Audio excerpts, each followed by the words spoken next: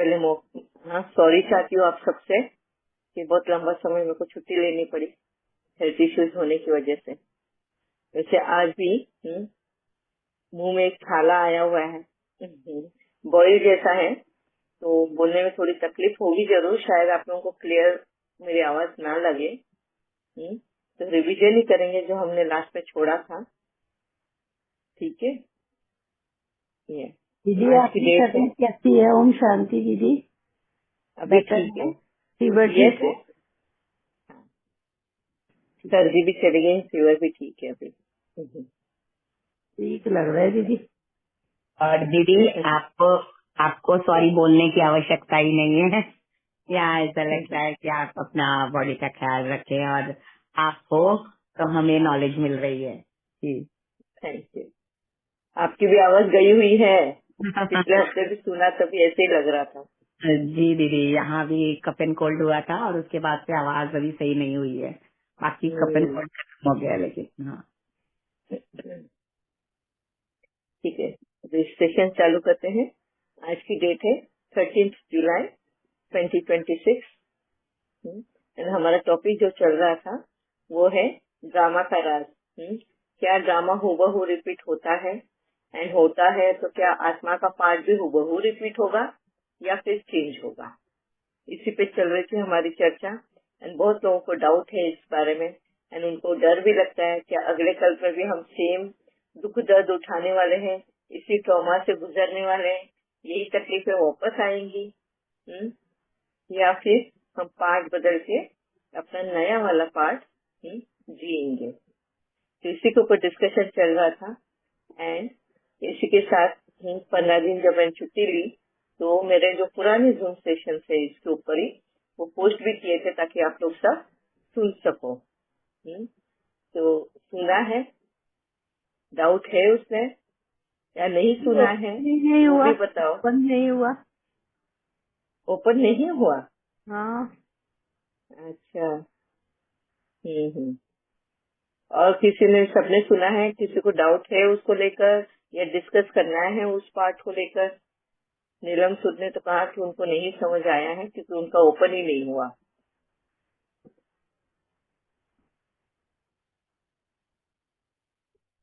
सभी को क्लियर है? हाँ ठीक है, फिर नीलम में आपका मैं देखती हूँ कैसे ओपन होगा ठीक है एंड दीदी। आपको फिर से दोबारा नया लिंक भेजती हूँ ताकि आप ओपन करके सुन सके। एंड आई होप कि आपको भी क्लियर हो जाएगा वो सुन के, क्योंकि पुराने जो रिकॉर्डिंग्स है उसमें बहुत क्लियरली उन सभी बातों के बारे में बताया है। सभी इफ्स एंड बट्स, सब जितने भी बाबा ने मुरली के पॉइंट्स उसमें बताए हैं वो सारे पॉइंट्स उसमें क्लियर करके बताया है कि किस तरह हम एक आत्मा अपना पार्ट बदल सकती है, ड्रामा वहू रिपीट होगा। सेम ऐसे ही प्रतिमा अगले कल्प में भी बैठने वाली है, शरीर बैठेगा जिस शरीर का नाम प्रतिमा है। आत्मा का एक बिंदी है उसकी पहचान। आत्मा जब ये शरीर छोड़ देती है तो उसको आत्मा ही कहा जाता है, नाम से नहीं पुकारा जाता। बॉडी को नाम से पुकारा जाता है क्योंकि बॉडी को एक वजूद है, ठीक है। तो इससे ये बहुत क्लियर होता है कि ये जो ड्रामा है, ये जो ड्रामा बना है हमारे कर्मों की वजह से बना हुआ है। हम जिस तरह से कर्म करेंगे उस तरह से हमारी दुनिया बनती है और हम सभी की एक एक आत्मा की दुनिया एक दूसरे से कनेक्ट होती है एंड तब जाके वो ड्रामा बनता है। एग्जाम्पल के रूप में अगर हम कोई नाटिका लिखते हैं, मतलब ड्रामा लिखते हैं, कोई प्ले लिखते हैं, तो उस प्ले में पहले एक कैरेक्टर लेते हैं जिसको हम हीरो या हीरोइन बोलते हैं और उस कैरेक्टर के जीवन से जुड़े हुए लोगों की एंट्री करते हैं। जैसे उस हीरोइन है तो उसके माँ बाप की एंट्री देंगे, भाई की, बहन की, दोस्तों की, फिर जिस कॉलेज में, जिस स्कूल में जा रहे हैं उसके नेबर्स, सबकी एक एक करके एंट्री दी जाती है ना। तो वो उसकी दुनिया बनती है और फिर उससे कनेक्टेड जो भी एंट्रीज होती है उनकी दुनिया के भी बारे में डिस्कस होता है और तब जाके वो एक प्ले बनता है, एक नाटिका बनती है। सेम ऐसा ही ये ड्रामा है।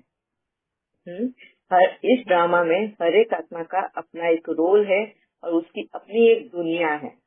हाँ, और उस दुनिया में हम जहाँ जहाँ कनेक्ट होते हैं वहाँ से कनेक्ट होकर उस दुनिया में जुड़ते हैं। जैसे आप सभी लोग मेरी इस दुनिया में बनी हुई दुनिया, मैंने जो लिखी है अपनी, हाँ, अपनी कहानी, उसमें आप सभी का रोल कहीं न कहीं लिखा गया था। इसके लिए आप सब उसमें जुड़े हो। मैंने जैसा कर्म किया उस कर्म में कहीं न कहीं आप भी जुड़े हो। इसलिए आज हम सब आमने सामने हैं। कोई एक दूसरे को सुन रहे हैं, एक दूसरे से सीख रहे हैं, हाँ, एंड कहीं न कहीं हम एक दूसरे को मोटिवेट करके कर्मातीत अवस्था पे लेके जा रहे हैं। और अभी कर्मातीत अवस्था पे लेके जाने के लिए हम एक दूसरे का हाथ पकड़ के क्यों जा रहे हैं? क्योंकि जब नीचे भी उतरे थे इस ड्रामा में, जैसे नीचे भी उतरे, मतलब नीचे उतरना मतलब विकारों में आना, हाँ, कहीं ना कहीं अहंकार, क्रोध, ये जब नीचे उतरे थे तभी हम ऐसे ही एक दूसरे को देखकर नीचे आए भी थे, विकारों में आए भी थे। जिस तरीके से आए थे उसी तरीके से हमारी रिटर्न जर्नी भी है, एंड वही रिटर्न जर्नी हम चल रहे हैं। और ये जो पूरी कहानी लिखी जाती है, हाँ, कौन किस वक्त कैसे एंट्री करेगा क्या, हाँ, ये कर्मा के अकॉर्डिंग होता है। और ये हिसाब किताब हमारा कर्म खुद रखता है। हाँ? ये कैसे हिसाब किताब रखा जाता है? कुदरत के लॉ के हिसाब से। कुदरत ने बहुत माइन्यूटली सोचकर ये सारे लॉस बनाए हुए हैं। एंड आप सभी को मैंने पहले भी बताया है, वापिस से बता देती हूँ कि हमारे 3 लॉस हमारे जीवन की जर्नी में चलते हैं। कौन से 3 लॉस हैं? Law of Karma, law of time and law of nature. Law of Karma बोलते हैं जैसा कर्म तुम करोगे वैसा फल तुम्हें मिलेगा। लॉ ऑफ टाइम बोलते हैं कि मैं तुम्हें दोबारा बार बार आके तुम्हें चांस दूंगा अपनी गलतियों को सुधारने के लिए एंड पुण्य कर्म कमाने के लिए। एंड लॉ ऑफ नेचर बोलता है, लॉ ऑफ नेचर तो बहुत सारे है, उसमें से मेन जो है वो है जो जैसा करे पहला कदम जिसने उठाया उसी को फुल स्टॉप लगाना है। हर एक की अपनी जर्नी है, जैसा जिसने कर्म किया उसी को उसको खत्म भी करना है। अगर आज मैंने क्लास चालू किया तो उस क्लास को खत्म भी मुझे ही करना होगा, कोई और आके इसको खत्म नहीं कर सकता। तो मेरा हर एक चीज मैं जो स्टार्ट करूँ उसको खत्म भी मुझे ही करना है। ये लॉ है नेचर का। ये तीनों चीजें हमारे जीवन की कहानी में, इस ड्रामा में साथ साथ चलता है और उसी हिसाब से हमें फल भी मिलता है।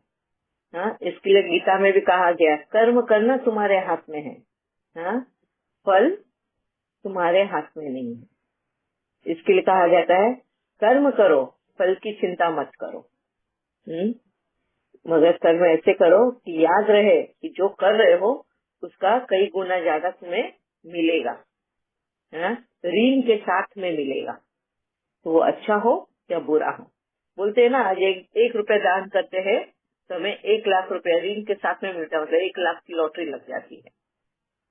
वैसा ही इतना सा बुरा कर्म भी अगर हम करेंगे तो ऋण के साथ में आगे चल के चुकाना होगा। ये भी ध्यान में रखना है। हिसाब में कोई भी गड़बड़ी होती नहीं है, हाँ? कुदरत के न्याय में कोई भी गड़बड़ी नहीं होती। हम बहुत बार दोष देते हैं कुदरत के न्याय कि न्याय नहीं करते, कुदरत भी खामोश है, हमारे साथ इतनी नाइंसाफी होती है।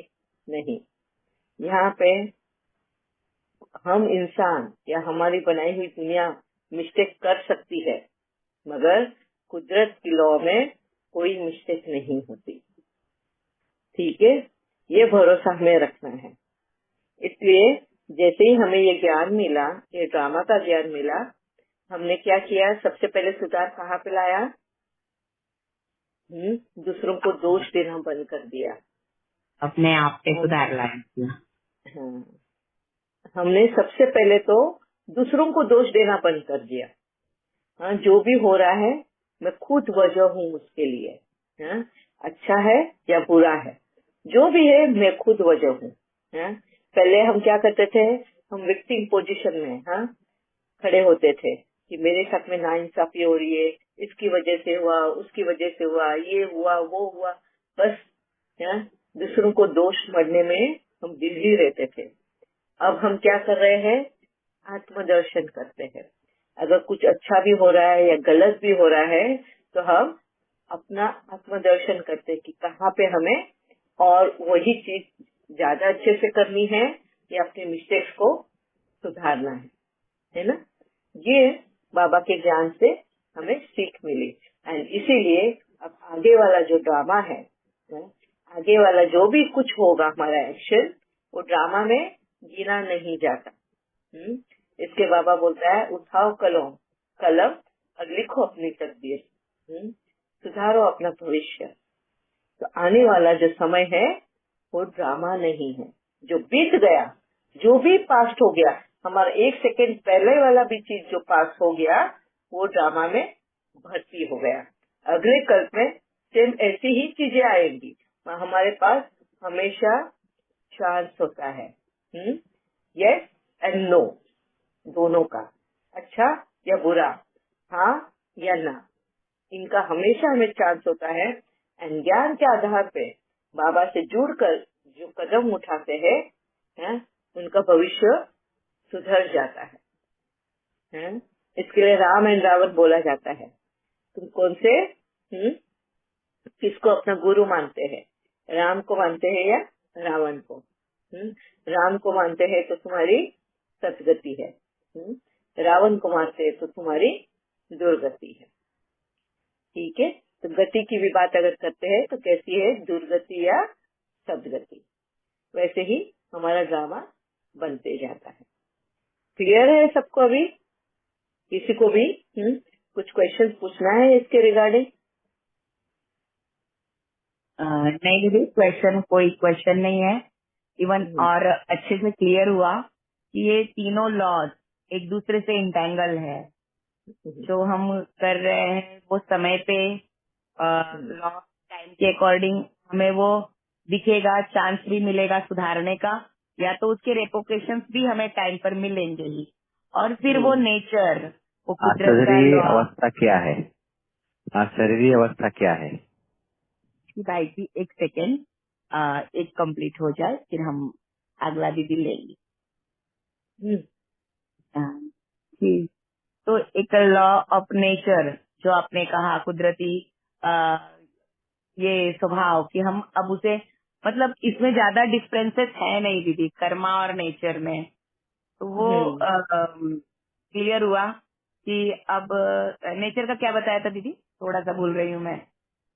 नेचर बोलता है जिसने पहले कदम उठाया हाँ, उसी को उसकी जर्नी कंप्लीट करनी है, फुल स्टॉप भी उसी को लगाना है। यस, तो ये बहुत सुंदर अपॉर्चुनिटी ही लेंगे हम नेचर की, क्योंकि ठीक है, अगर हम इसे इस तरह से लेते हैं, फोकस तो हमारा दोनों कॉन्ट्रास्ट को देखना ही है, what is right what is wrong.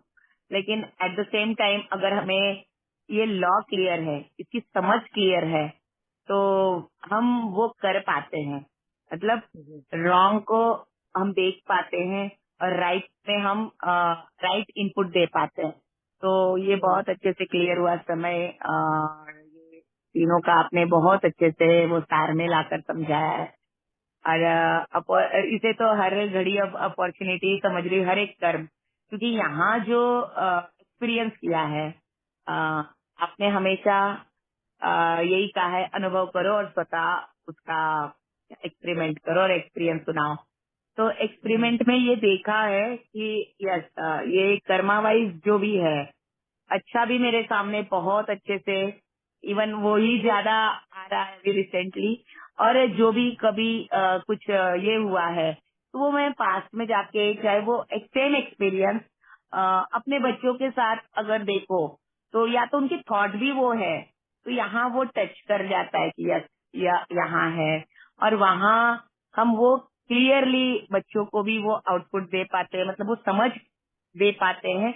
तो यहाँ हमने समय पर वो समझ लिया और क्लियर भी किया। तो ये तीनों लॉ फॉलो हो रहे हैं। थैंक यू दीदी। Very nice, thank you Moni बहन, thank you very much.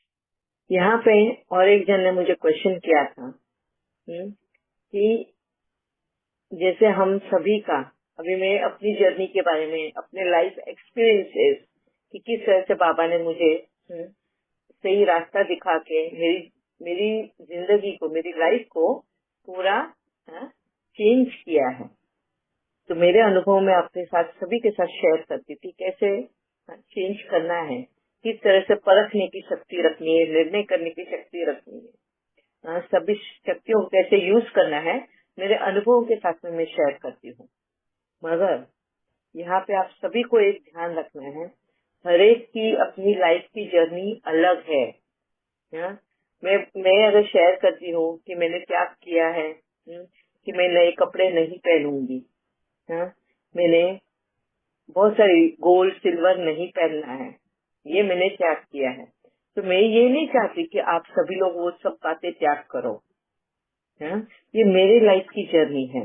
And मेरे को जिस तरीके से बाबा ने ज्ञान समझाया, एंड तब बाबा ने मुझे कहा कि तेरे को कौन सी चीजों की आवश्यकता है, क्या चाहिए है तुझे आज लाइफ में। एंड तब मुझे ये वेस्टफुल लगा, क्योंकि सोना चांदी, डायमंड्स, महंगे वाले कपड़े, ये पहनकर क्या मेरी पहचान होती है? क्या मेरी पहचान उससे होती है? मेरे को ये समझ आया कि ये सब जो है ये मटेरियल वर्ल्ड की पहचान है। एक आत्मा की पहचान उसके कर्मों से होती है। और कर्म कैसे होने चाहिए? अच्छे कर्म, पुण्य कर्म, श्रेष्ठ कर्म। और उसके लिए क्या चाहिए है? सच्चाई, सफाई, लगन, डिटर्मिनेशन, सारी वैल्यूज।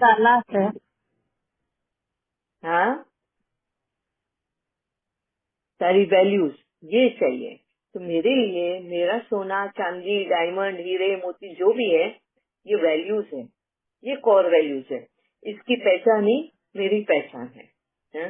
ये जब मैं धारण करती हूँ अपने जीवन में, प्रैक्टिकल में भी यूज में लेकर आती हूँ, तो उसकी जो चमक होती है वही मेरी पहचान मैं समझती हूँ।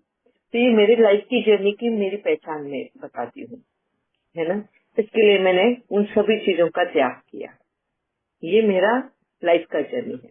और बहुत लोगों का ऐसा होता है कि दीदी हम भी त्याग करना चाहते हैं, हमारे फैमिली मेंबर्स करने नहीं देते। क्यों किसी को दुखी करके करना है? पहली बात तो आप पहले तो खुद कन्विंस हो जाओ। जब तक तुम खुद कन्विंस नहीं होगे ना, तुम खुद मन से नहीं अपनाओगे ना, तब तुम्हें फैमिली मेंबर्स नहीं करने देते ये